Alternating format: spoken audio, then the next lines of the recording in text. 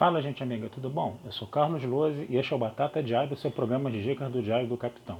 E hoje nós vamos continuar nossas análises de episódios de Jornada nas Estrelas. Vamos voltar a TOS, a série clássica, mais especificamente ao 29º episódio da primeira temporada, intitulado A Cidade à Beira da Eternidade.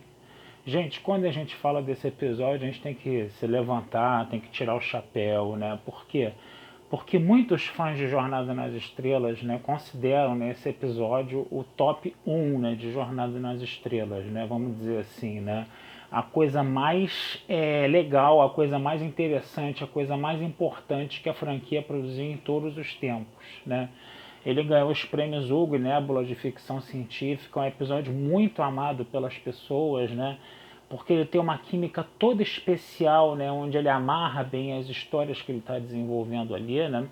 A gente sabe que é uma história do Arlan Ellison, né? Que originalmente ela não tinha, vamos dizer assim, um formato, né? Que foi passado para a TV, né? Porque a história original era considerada infilmável, né, pelos produtores, né, isso inclusive deixou a Arlan Ellison muito chateado, né, mas eu fiz um vídeo, né, sobre isso porque foi lançado depois, né, muitos anos depois, né, obviamente, os quadrinhos, né, da Cidade à Beira da Eternidade, tá, e em cima dessa história original do Arlan Ellison, tá, tem um vídeo aqui no Diário do Capitão, tá, vocês podem ir lá na playlist lá da Batata Diário, né, para vocês poderem dar uma olhadinha nesse vídeo, tá lá, tá? E vocês podem dar uma olhadinha, né, na análise desses quadrinhos aí, tá? Hoje a gente vai aqui mais falar do episódio especificamente, né? Todo mundo sabe, né, que é uma história, né, todo mundo que é fã, né, de Jornada nas Estrelas sabe que é uma história, né, onde a Enterprise está orbitando um planeta, né, que está passando, vamos dizer assim, por distorções temporais muito grandes, inclusive está provocando uns sacolejos lá, coisa e tal, né. Você tem uma situação em que o Sulu acaba ferido, né, o McCoy tem que dar um remédio para ele, né, que o Sulu está com um ataque cardíaco lá, né, tem que dar um remédio chamado cortraziano para o Sulu, né, e o Sulu acaba se recuperando, né. Só que esse cortraziano é um remédio muito forte que umas gotinhas lá já resolvem o problema, entendeu? O grande problema é que quando o McCoy estava guardando a sua injeção, a nave sofreu um outro sacolejo e ele injetou, né, uma quantidade enorme de cortraziano nele, né? E o McCoy, coitado, surtou, né? Ficou completamente enlouquecido, né? A gente vai ver ele fugindo, né? Pela nave, né? A gente vai ver ele acionando o teletransporte, indo para a superfície do planeta, né? O Kirk, o Spock, o Scott, o Uhura e dois camisas vermelhas vão atrás, né, num grupo avançado, né, e lá eles descobrem umas ruínas, né, de cerca de 10 mil anos, onde eles encontram uma espécie de portal, né, que se auto-intitula o Guardião da Eternidade. É um ser senciente ali, né, e ele dá a propriedade de você viajar no tempo e no espaço, né, para as pessoas. Você dá a capacidade, né, de viajar no tempo e no espaço para as pessoas, né. Ele apareceu agora recentemente em Discovery, mas ele originalmente é desse episódio Cidade à Beira da Eternidade. E aí o que vai acontecer, né? O McCoy está ali meio translocado ainda, né? Ele acaba, vamos dizer assim, se jogando, né, nesse portal, né, ele acaba parando, né, na época da depressão nos Estados Unidos em 1929, né, 1929, 1930 ali por ali, tá? O que vai acontecer? Quando o McCoy atravessa o portal, o que acontece? A Enterprise ela não existe, deixa de existir, ou seja, a interferência do McCoy no passado acabou alterando a linha temporal de forma que, né, aquela realidade, né, do Kirk, da Enterprise, desse futuro utópico de Jornada nas Estrelas não existia mais. Então não houve outra solução a não ser o Kirk e o Spock atravessarem também, né, o portal do Guardião da Eternidade, né, ali na esperança de descer na época e no tempo certos, né, na época e no lugar certos, né, para poder encontrar o McCoy, né, o Spock fez uns cálculos ali, né, coisa e tal, né. O Guardião da Eternidade começou a passar de novo a história da Terra, né, para eles pularem mais ou menos na época certa, coisa e tal. E aí Kirk e Spock eles vão parar nessa época aí, Nova York, na época da depressão, né, ali em 1930, né, e eles conhecem uma missionária chamada Edith Keeler, né, interpretada pela Joan Collins, né, Joan Collins que ficou famosa fazendo aquela série, aquela novela, né, chamada Dinastia, né, ali na década de 80, que era uma espécie de imitação de Dallas também, ou Dallas era uma imitação de Dinastia, eu nunca sei quem imitou quem, só sei que Dallas passava na Globo e Dinastia passava na Bandeirantes, só me lembro disso. Agora, o que acontece? A Joan Collins é uma missionária, né, que ela trata das pessoas mais pobres, né, ela tem uma visão pacifista e muito otimista de futuro, tudo que ela falava, tudo que ela acreditava que ia acontecer correspondia, né, àquele futuro utópico de Jornada nas Estrelas, né, e o Kirk ficou caidinho por ela, ficou apaixonadíssimo por ela, né. Só que houve um grande problema, né? O Spock ele estava lá com o tricorder dele, lá em 1930, né? E ele precisava, né, interagir esse tricorder com um computador para poder, vamos dizer assim, localizar uma McCoy, poder entender os acontecimentos na linha do tempo, poder entender como o McCoy prejudicou essa linha temporal, ele alterou essa linha temporal, né? E aí o Spock vai montando um computador lá, né, cheio de válvulas lá, né, coisa e tal, a ponto dele descobrir, né, que existiriam duas linhas temporais, né?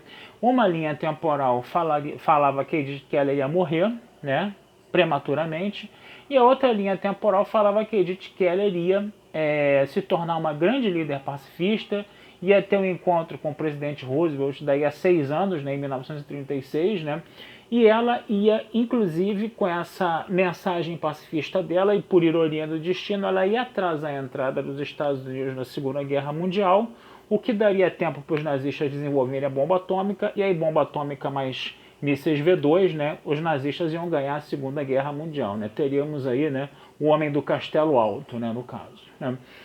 E aí o que acontece, né? Você precisa manter, né, a linha temporal onde a Edith Keller vai acabar morrendo. Agora vocês imaginem o que foi para o Kirk, né, ter que ver, né, uma paixão, né, uma grande paixão para ele ali, né, morrer na frente dele, né? E todas as vezes que o Kirk tentava evitar, entendeu, que a Edith Keller sofresse algum acidente, que ela caísse de uma escadaria, que ela atravessasse a rua, que ele protegesse assim, o Spock olhava para o Kirk e falava assim, ó, capitão, o negócio é o seguinte: se você continuar salvando a vida dessa mulher aí, a gente não sabe que dia, que hora, em que circunstância essa mulher vai morrer, né? Se você continuar a salvar ela aí, você talvez esteja condenando a morte de milhões de pessoas no futuro. Então, se segura aí, porque o negócio está complicado, né? E é claro que ele não falou nessas palavras, né? Mas ele falou mais ou menos isso. Então o que acontece? Vai chegar uma hora, né, que o McCoy vai também aparecer, né, na época da depressão, né, porque o Kirk e o Spock eles chegaram uma semana antes, né, e eles estavam esperando o McCoy aparecer, porque o McCoy era o fator ali, como podemos dizer, o fator ali randômico, né, vamos dizer assim, tem uma outra palavra para isso, mas seria o fator randômico, né, que decidiria, né, qual linha temporal prevaleceria, né? Se a Keller ia morrer ou se a Keller ia continuar viva e ia se tornar uma pacifista e possibilitar a subida dos nazistas ao poder no mundo, né? Então o que acontece? O Kirk vai sair, né, com a Keller lá para ver um filme do Clark Gable, né? E eles atravessam a rua em frente lá, né, como é que fala? Ao lugar onde ela atende aos pobres. Não esqueci agora o nome do lugar lá. E aí o que acontece, né? Quando ela fala, né, que conheceu o McCoy, né, porque o McCoy acaba indo, né, para esse abrigo, né, para esse abrigo aí de pobres, né, coisa e tal, né, a Killer acaba, né, acolhendo o McCoy, né, e deixa o McCoy se recuperando num quarto e eles vão se tornando amigos, coisa e tal, né, tem esse negócio todo. Então quando a Killer cita, né, pro Kirk que ela conheceu o McCoy, né, o Kirk, o McCoy, né? Onde é que ele tá? Ele tá lá no abrigo, coisa e tal. Ele falou, fica aqui, não atravessa a rua. Aí ele atravessa a rua, vai em direção ao abrigo. E aí o Spock tava saindo também, ele grita Spock, Spock, o Spock volta, né? E na hora que o Kirk termina de atravessar a rua e se encontra com o Spock, o McCoy também sai do abrigo, os três se abraçam ali, né? Aí a Killer fica, né, perplexa com aquela situação, ela percebe que todos aqueles homens ali se conhecem, né? Ela começa a atravessar a rua, né? E no que ela vai atravessar a rua, né, vem um caminhão, né? Aí o Kirk vê que vem um caminhão para atropelar ela, o Spock fala, não, capitão, né? Aí o Kirk para, fica naquele negócio, vou, não vou, né? E aí o McCoy vai tentar salvar a Killer, né? O Kirk agarra o McCoy, né? E a Killer, tadinha, morre atropelada lá, coisa e tal, né? E o Kirk lá agarrado com o McCoy com aquela cara de sofrimento, ele não quis nem ver, né? Ela ser atropelada e morrer, né? E aí o McCoy, né? Você sabe o que você acabou de fazer? Você deliberadamente fez com que eu não salvasse ela, isso acabou provocando a morte dela. Você tem consciência do que você fez, né? O Kirk larga o McCoy e vai pro canto, né? Completamente mortificado ali, completamente triste, né? E o nosso Spock chega e fala assim, ele sabe muito bem o que tinha que ser feito, doutor. Ele sabe muito bem o que ele fez, né? E aí eles voltam, né? Novamente pelo portal, né? Pelo Guardião da Eternidade, né? A Enterprise aparece, né? A linha temporal é restabelecida, mas o Kirk está ali, né? Vamos embora, completamente arrasado, completamente acabado, né? Aí o McCoy já está sabendo o que está acontecendo, né? Você vê ali o Spock e o McCoy olhando para eles com um olhar assim altamente piedoso, altamente complacente, né? E o Kirk ali muito acabado, né? Quer dizer, é um episódio, né? Que pô, muito bom, né? Todo mundo sabe disso, é um episódio muito sensacional, né? E o que a gente pode falar que fez esse episódio ser tão bom? A gente tem uma confluência de dois fatores aí, né? A meu ver, na minha modesta opinião, tá? Primeiro, você tem uma história de ficção científica muito boa, tá? Onde você está trabalhando novamente essas questões de linhas de tempo alternativas, né? Como já tinha sido visto em Amanhã é Ontem, né? Mas dessa vez a coisa foi um pouco mais bem elaborada, foi um pouco mais trabalhada, foi bem mais interessante, né, no caso, né? E é uma história de ficção científica muito bem construída, que trabalha questões de viagem no tempo, que trabalha, né, como eu já falei, essa questão de linhas de tempo alternativas, né? Mas tudo isso se casa muito bem com o quê? Com uma história de construção de personagem, que é no caso do Kirk, né? Porque o Kirk ele se apaixona pelo Edith Keeler, né? E ele acaba tendo que deixar ver a sua paixão morrer, né, na frente dele ali, né? Para evitar um mal maior, né, que seria, né, o domínio nazista, né, sobre o mundo, né, o que tornaria, né, o futuro, né, utópico, vamos dizer assim, de Jornada nas Estrelas totalmente impossível. Então, para evitar o sacrifício de milhões de pessoas, né, com a vitória do nazismo, né, na Segunda Guerra Mundial, né, o Kirk precisa, né, ver, né, a grande paixão da vida dele ali morrendo na frente dele, né? Então, quer dizer, foram duas histórias que ficaram muito bem conectadas, muito bem amarradas, né? Chama demais a atenção, né, essa conexão entre essas duas histórias aí, entre essa história A e a história B, a gente pode falar isso, né, de uma certa forma, né? Mas o mais interessante também é você ver que a atuação dos personagens ajudou demais, né, cimentando a conexão entre essa história A e essa história B. A gente tem, por exemplo, a Joan Collins, né? Joan Collins, ela só trabalha nesse episódio, né? Ela consegue fazer uma mulher, né? A gente sempre tem que falar, né, da posição da mulher em Jornada nas Estrelas, principalmente em TOS, né? Porque eu sempre já mencionei aqui várias vezes, né, os exemplos de machismo, né, em Jornada nas Estrelas na década de 60, né? Então a gente também tem que falar, né, do empoderamento das mulheres, do empoderamento feminino na década de 60 em TOS também, a gente também tem que mencionar isso, né? E a Edith Keeler, ela tem uma característica muito interessante. Ela consegue ser ao mesmo tempo uma pessoa muito doce, ela consegue ser ao mesmo tempo uma pessoa muito firme, e ela consegue ser ao mesmo tempo uma pessoa muito idealista, dentro dessa visão utópica e otimista de Jornada nas Estrelas, né? Então a personagem dela foi muito bem construída, e Joan Collins conseguiu, né, externar isso, entendeu? De uma forma muito competente, né? Então ela ficou, apesar de ser uma personagem que só apareceu em um episódio de Jornada nas Estrelas, ela acabou se tornando uma personagem inesquecível, né, em Jornada nas Estrelas, né? A gente tem também, por exemplo, eu queria falar um pouco da atuação do DeForest Kelley aqui também, porque foi um Dr. McCoy que ele trabalhou dois extremos ali. Primeiro, né, ele estava completamente deslocado lá com o cor trazendo lá no caso, né?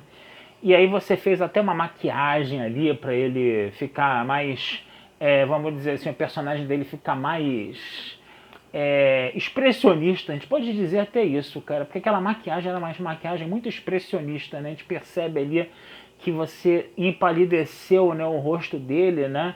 E você botou manchas vermelhas no rosto dele, então você tem um contraste ali, como se fosse lembrando um pouco o claro e escuro do expressionismo, né? Mas nada disso funcionaria se o DeForest Kelley não fosse tão forte, né, na atuação dele, né? Na atuação dele gritando, na atuação dele dizendo que tinham assassinos atrás dele.